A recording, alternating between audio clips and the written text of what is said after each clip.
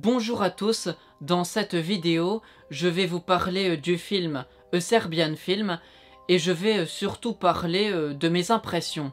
Globalement, ça peut ressembler un peu à une critique, mais ça ne sera pas que ça. Bon, deuxième information, je précise que je vais spoiler le film. Donc si vous l'avez vu, ou si ça ne vous dérange pas que je vous dévoile l'intrigue, eh bien vous pouvez continuer cette vidéo.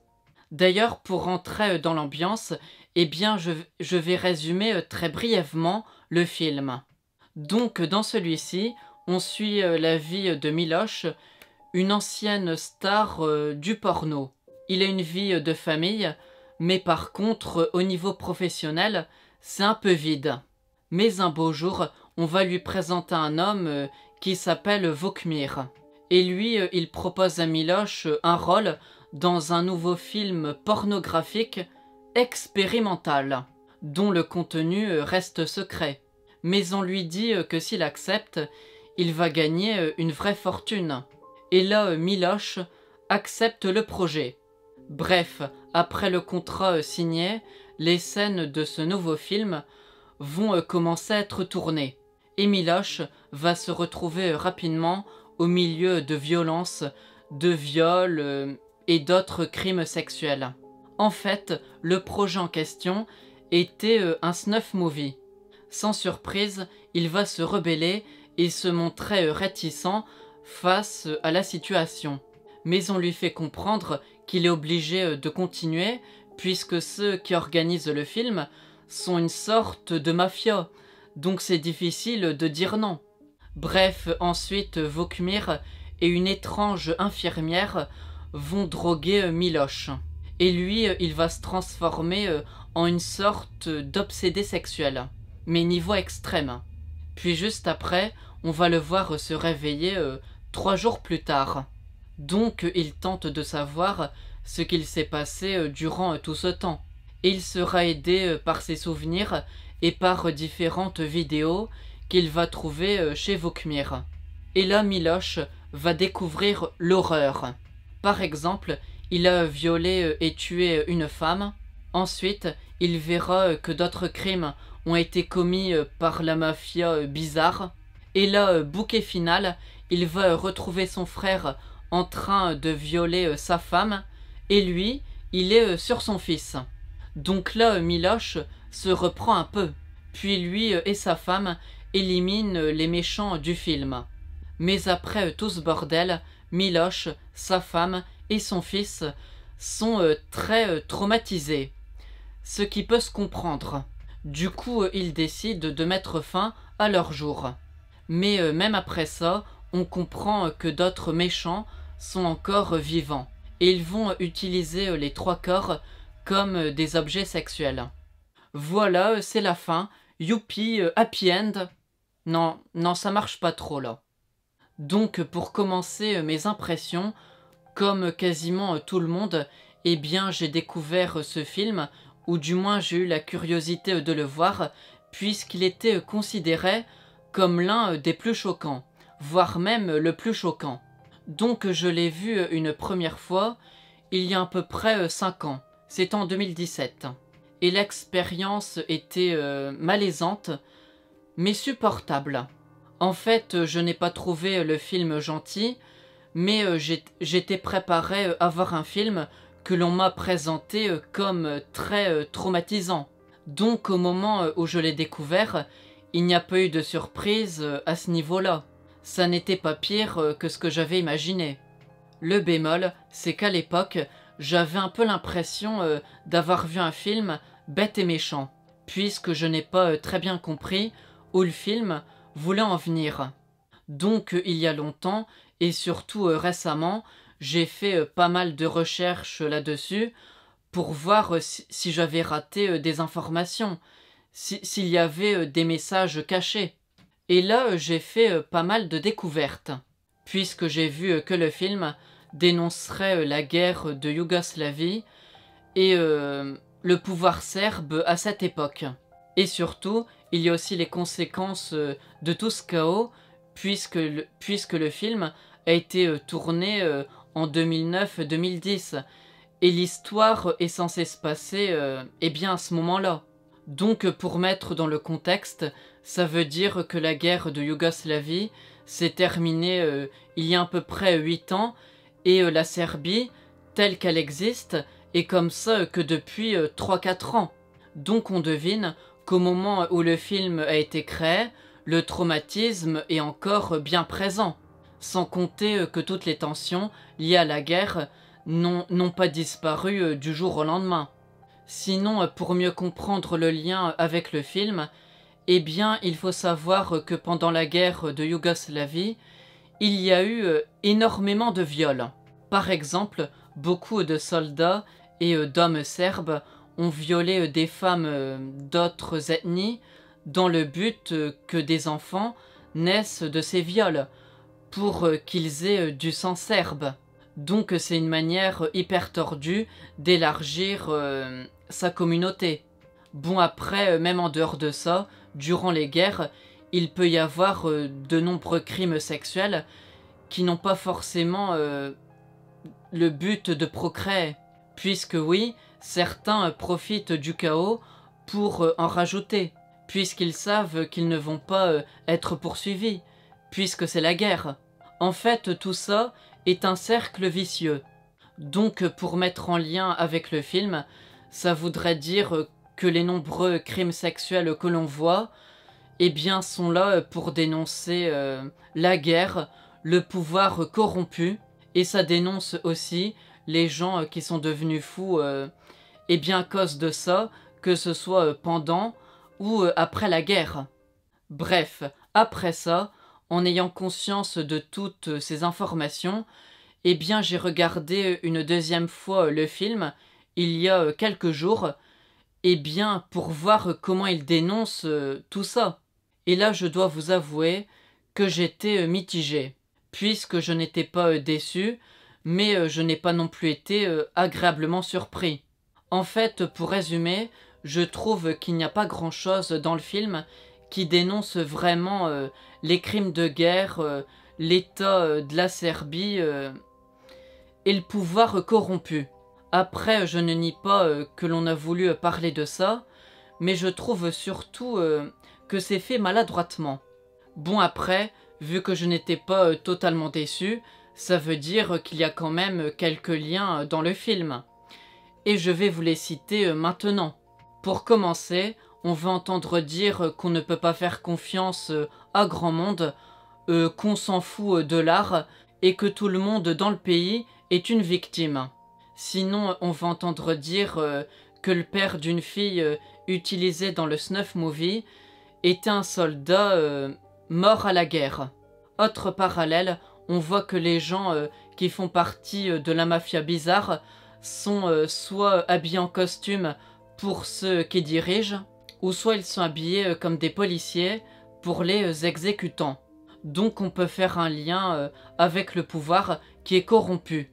Pour continuer, on a le frère hyper tordu de Miloš qui est policier. Donc là aussi, on a un nouveau message sur le fait qu'il faut faire confiance à personne et que ceux qui sont au service du pouvoir ne risquent pas de vous aider. Après, plus globalement, on voit dans le film que l'ambiance est un peu fade, triste, comme si on n'attendait plus rien de la vie, ce qui donne l'impression que la Serbie est un pays un peu mort. Sinon, en dehors de ça, je ne crois pas avoir trouvé grand-chose qui attirait mon attention. Donc je reste un peu sur ma faim. En fait, le problème, c'est que dans l'intrigue, on ne parle jamais directement de la guerre et des conséquences. Parfois, j'ai même l'impression que toutes les horreurs que l'on voit dans le film n'ont aucun rapport avec ça. C'est vrai qu'il y a une atmosphère triste, mais on pourrait transposer ça dans plein d'autres pays, et ça resterait cohérent. Sinon, en faisant mes recherches, j'avais aussi découvert un autre message. Et le truc, c'est que le film serait une sorte de parodie de nombreux films serbes trop politiquement corrects ou qu'ils ont une vision un peu niaise et bien de la Serbie.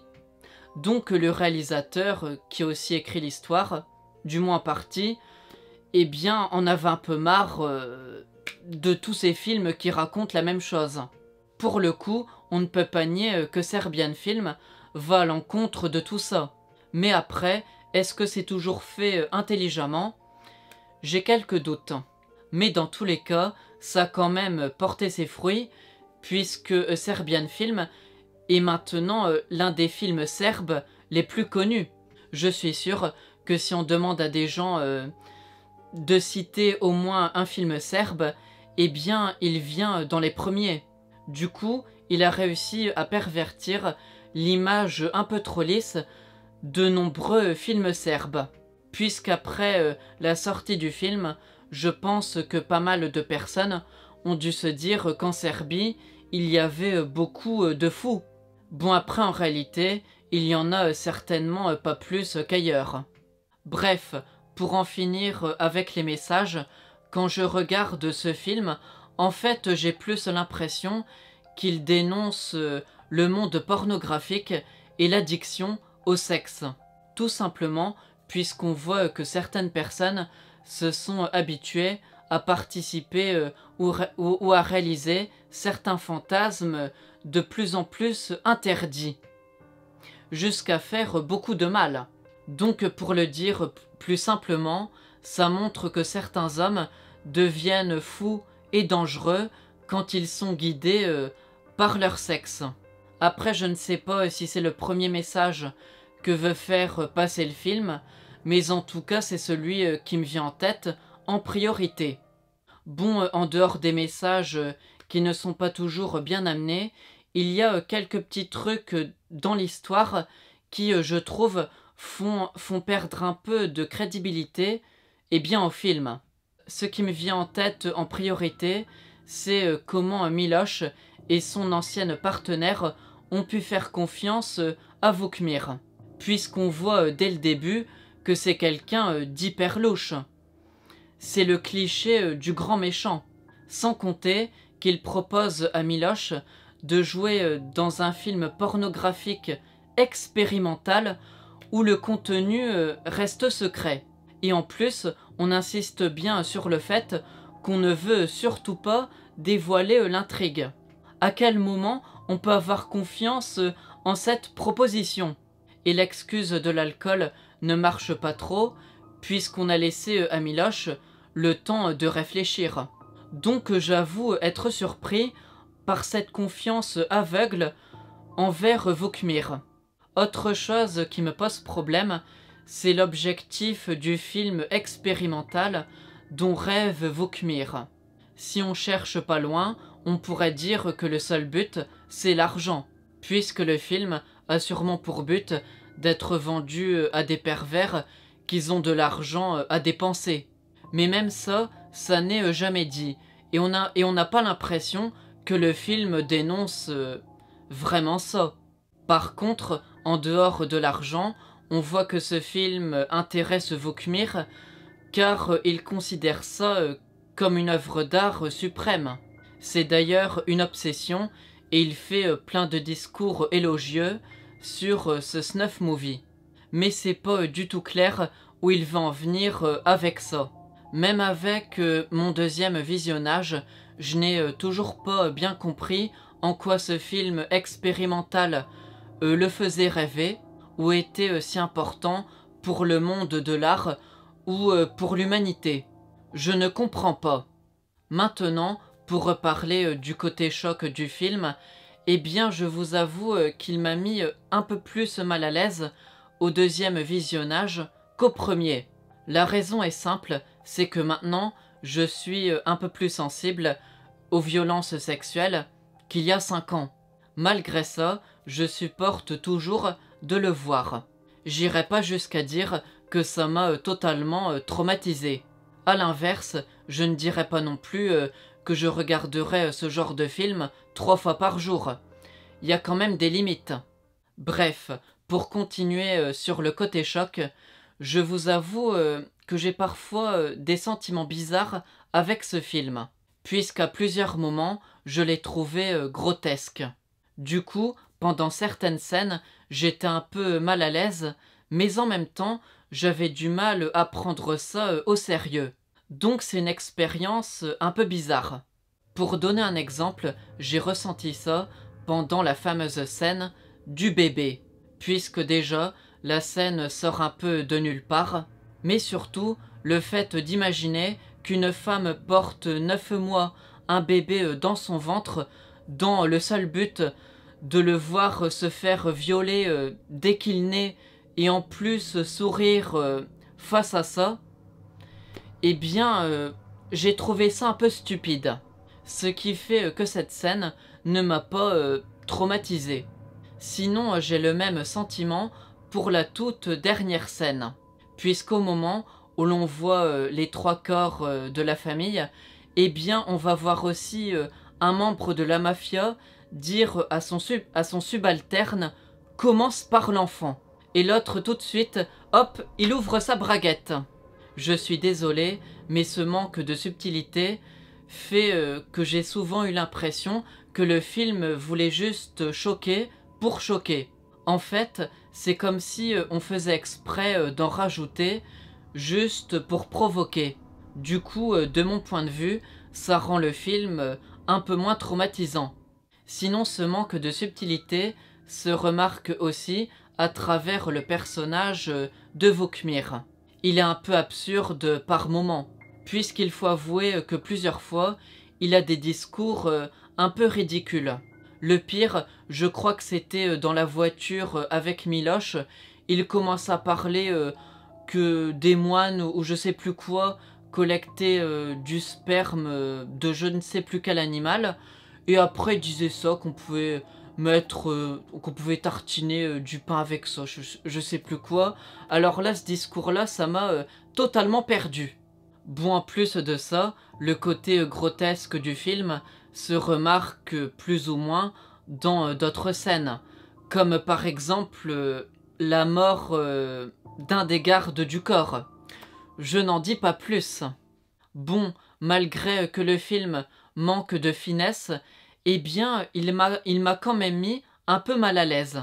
Mais je ne l'érigerai pas comme le film le plus choquant du monde, comme s'il était seul devant tous les autres.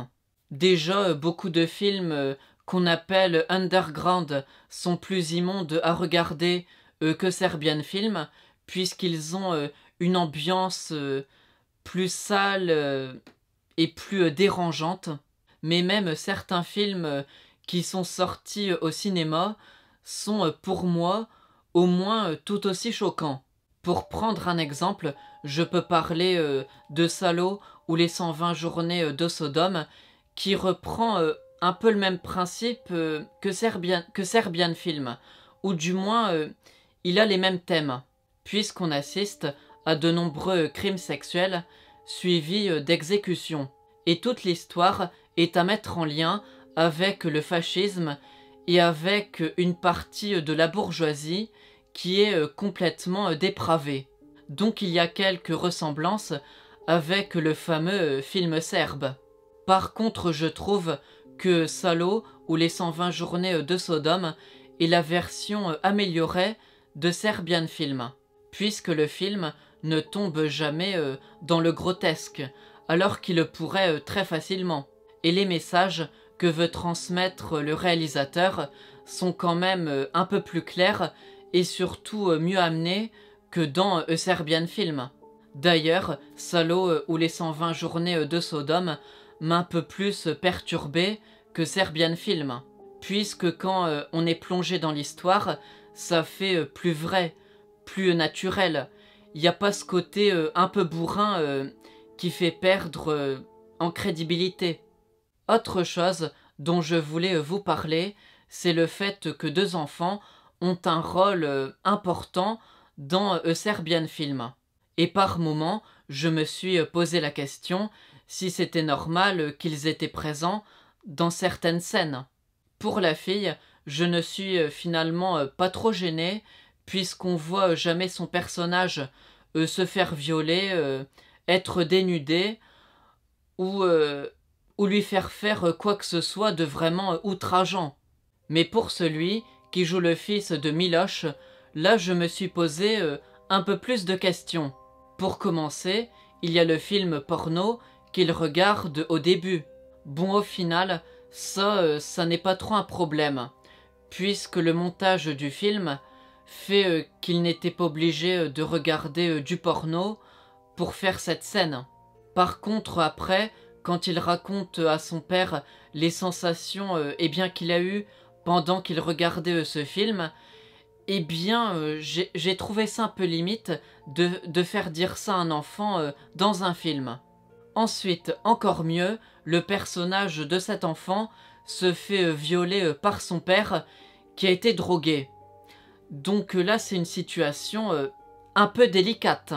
Mais bon, avec la magie du montage, l'enfant n'avait pas besoin d'être chevauché par un homme adulte et rien n'obligeait à ce garçon à être dévêtu pour faire la scène.